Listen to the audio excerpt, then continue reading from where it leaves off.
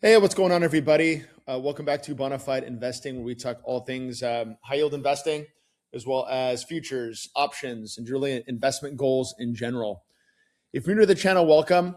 To give you a little bit of background about what we're doing here, I've been experimenting with high yield strategies for about a year and a half, and through much trial and error and just my due diligence and research, I've narrowed down to 15 core holdings across a portfolio that is diversified across asset classes, as well as a dollar cost average back into the strategy each and every market day.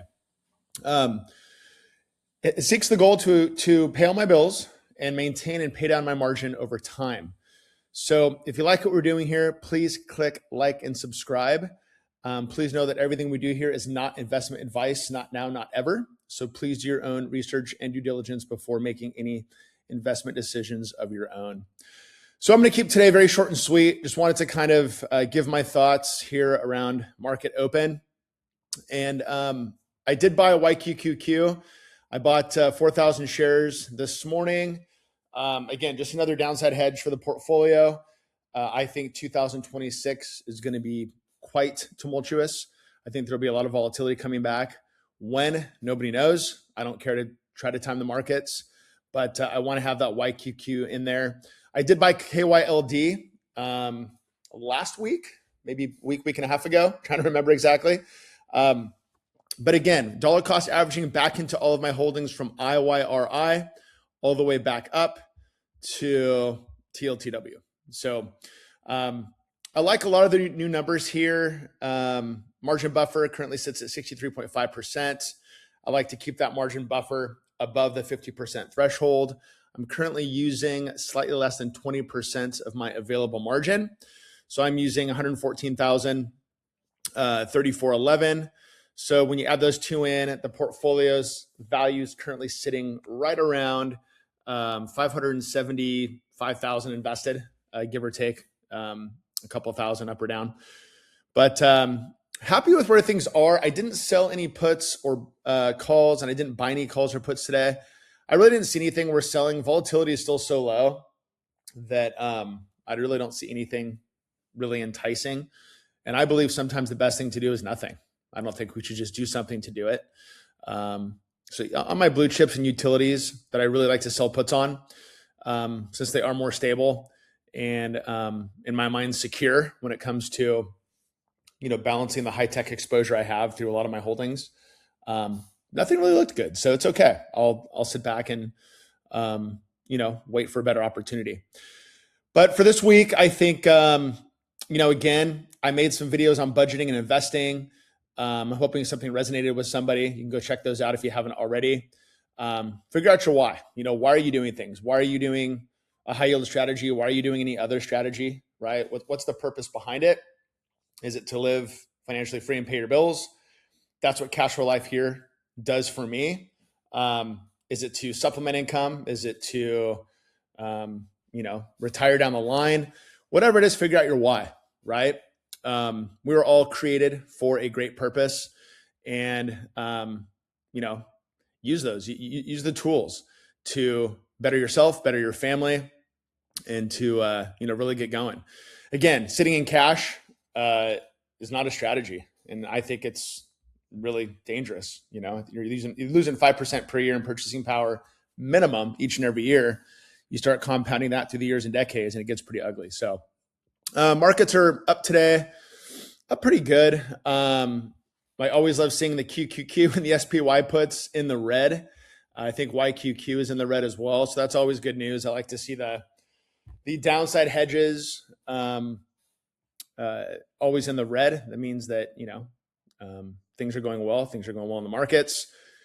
Economy wise, I don't think the economy and the markets are necessarily that well correlated.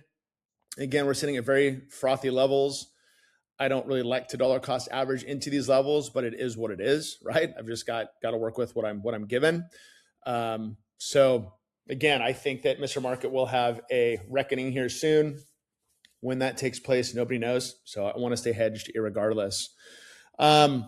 Thought of something this morning. When it comes to hedging, my true hedges are YQQQ as well as my Q and SPY puts. these are my actual real hedges. I would say SGov is a true hedge as well. To a lesser extent, I would say TLTW. And if you come down here, all the gold and real estate exposure I have. The problem with gold and real estate, throughout my investing career, I've just seen too much correlation with gold and real estate to equities to really call them a true hedge. I find silver to be a horrible inflation hedge. As a matter of fact, silver is more cyclical. I think there's still so much industrial demand around silver that, it's hard to call it an inflation hedge, right? But right now, I think that silver is acting a little bit like a crisis and uncertainty hedge, just like gold is. I think gold and bonds, if you watch the gold and bond markets, I think they're the ultimate crisis indicators. I think gold isn't always the best inflation hedge. I think it still makes a better crisis hedge than inflation hedge. So I still like them as hedges across cash flow life. Again, I think when the markets do sell off and sell off hard, I think gold and real estate will get hit with equities. I think bonds potentially could as well. A thought I had was, if you think back to the Great Depression of the late 20s, early 30s, our money, the Federal Reserve was still new. The Federal Reserve was about, 15 to 20 years old at that point. Our money was still backed by gold. It was still money, right? It wasn't fiat like we have now.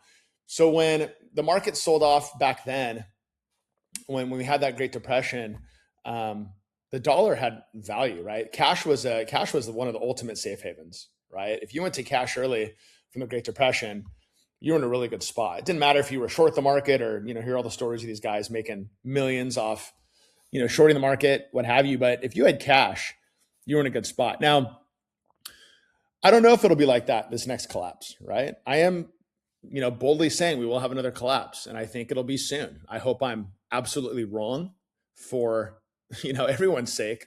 And I think it'll be global. I think minimum it's going to be centered around something like an AI bubble, potentially an everything bubble.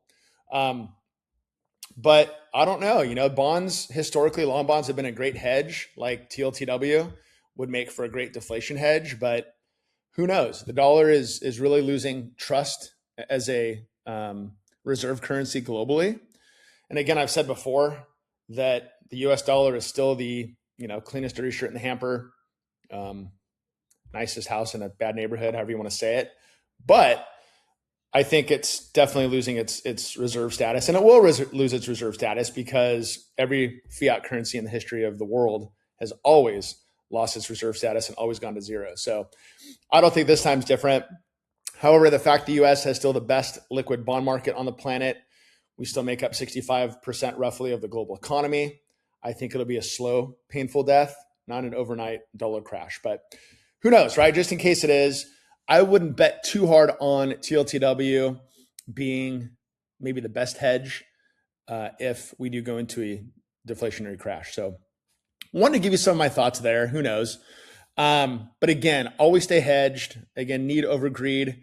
How much can I lose versus how much can I make should be the first thing on our minds as high yield investors. So anyway, read a good article yesterday, QQQI and SPY basically almost matched their benchmarks. So love what the folks at Neos are doing. They're doing a good job providing that steady, consistent monthly income while maintaining that NAV. So if I do bring over more, I might even up my amounts in SPY and QQQI after a correction or crash. I'm also going to probably increase my dollar cost average to $400 per day once we get a decent sell-off, market crash, whatever we might have. And how do I define that? I'd say 20-25% or more of a drawdown. I'll probably start using a little bit more margin. I'll start, going back into some of these names on the long side more. But right now at these levels, I just can't bring myself to do it, right? It's hard to really buy much of anything. If the market keeps going higher through 26, especially this first half, I've contemplated even increasing my cash exposure. I might even buy some more long puts. We'll see. But I want to see how Q1 goes for 2026. Honestly, I'm in a place now, I think, with Cash Flow Life where I probably won't be making a lot of changes. I'll probably buy and sell puts and calls when I see opportunities. I'll make some videos on options, on futures, how and when I use them, and do some stuff there. I might even walk through some options trades, not live, but just kind of like, here's how you would do it to anybody new to options. And again, no recommendations. I'm going to probably pick on a random company or ETF, not something that you should mimic or do. But I thought, maybe that might be helpful to any viewers. So I think this week, I said it yesterday, I think this week will be flat to up. Not a lot of stuff going on. I think Venezuela, at the end of the day, I think it's just more, news hype than anything. The fact that oil hasn't moved much, the markets are up. I really don't think that that's much to concern ourselves with. Whether you're for it or against it, it is what it is. And, it's just, I don't think it's affected the markets in any way, shape, or form. So flat up. I'll stick with that this week. I'll probably make 1 to 2 videos this week. I do want to talk about pros and cons of 401ks, why I think there's a lot of risk in 401ks, not only brewing, but already has brewed, that I think investors should be mindful of. We'll talk about some advantages, maybe, why IRAs are better than 401ks and the pros and cons between both. I want to talk about recession. I would be so bold as to say we potentially could be in a recession already. The way governments and the Federal Reserve announce recessions now is very different than what it used to be. So I want to talk about that. I want to talk about, I think, the economy, markets in general, some of my views and thoughts there. I'd love to hear yours. So again, please comment, like, and subscribe, help support the channel, and hope you got something from today's video. Have a great day.